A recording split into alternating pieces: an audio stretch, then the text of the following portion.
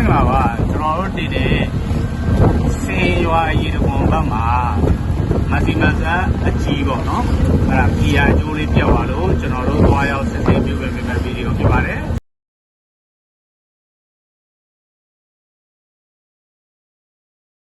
အကြီးကြောင့်စံပြစီပေါ့အဲ့ဒီရဲ့ဘေးကလမ်းထဲကိုဝင်တာပါစေရွာရေတံခွန်သွားတဲ့လမ်းပေါ့နော်ကဲရိုက်ပြီကဲအခုပေါင်မြို့နယ်အုံတပင်ဈေးပေါ့နော်အဲ့ဒါအခုကျွန်တော်ဒီဘက်ကျအောင်ဖွေပြီ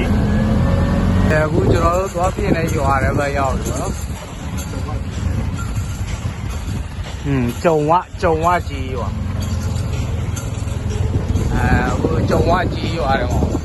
တော့တော်တော်ပေါ်လာတယ်ဒီမှာပဲချိန်ပြည့်ဦးပြီဒီမှာကစမိုင်းအိမ်ရောက်ပြီကျွန်တော်တို့ဒီရွာဟိုဒါကျွန်တော်ပထမဦးဆုံးအချိန်ခုမှရောက်လာပါတော့ကဲ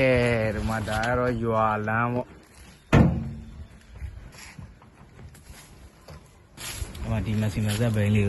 လုပ်ပေးရမှာပေါ့နော်သူကဂီယာကျိုးအမဲပေါ့နော်ကျွန်တော်အခုဖြုတ်ကြည့်လိုက်တော့ဂီယာကျိုးအမဲပြောက်အခုကျွန်တော်ကြိုးစလဲမယ်ဒုစလဲမယ်ဆိုရင်ကျွန်တော်တို့ဒီအဖုံးပေါ့နော်ဒီအဖုံးကိုအရင်ဖြုတ်ရအောင်နော်ဖြုတ်ပြီးတော့ကျွန်တော်တို့သူကအဖြူကျိုးကဒီဘက်မှာအမဲကျိုးကဒီဘက်မှာပေါ့နော်ဖြူနဲ့အမဲမှားလို့မရဘူးနော်အဲ့ဒါအခုကျွန်တော်စပြီးဖြုတ်ပြီးကျွန်တော်ပြမယ်နော်ဂီယာကျိုးကဘာကြောင့်ပြက်လဲဆိုတာကိုကျွန်တော်ပြပြီးမယ်သူကဒီကျိုးတွေကိုထမ်းတဲ့ဒီတန်ပေါ့နော်ကျိုးထိမ့်ပြီးတဲ့ဒီတန်နဲ့ဒီကျိုးနဲ့ဟာပုတ်ပြီးတော့စားသွားတော့သူကဒီမှာဆိုရင်အခု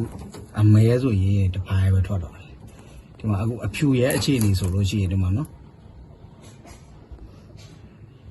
ဒါပြတ်တော့မယ်ဖြူတယ်ဒါဒီတန်ချောင်းလေးနဲ့ပဲပုတ်သွားတာပုတ်ပြီးစားသွားတာပေါ့နော်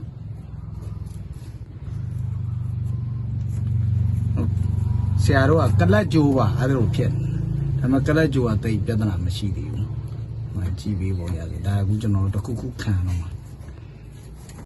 ဒါလေးတွေလည်းဖြစ်တတ်တယ်ဆိုတာကိုမျှဝေပေးခြင်းဖြစ်ပါတယ်အားလုံးကိုကျေးဇူးတင်ပါတယ်ခင်ဗျာ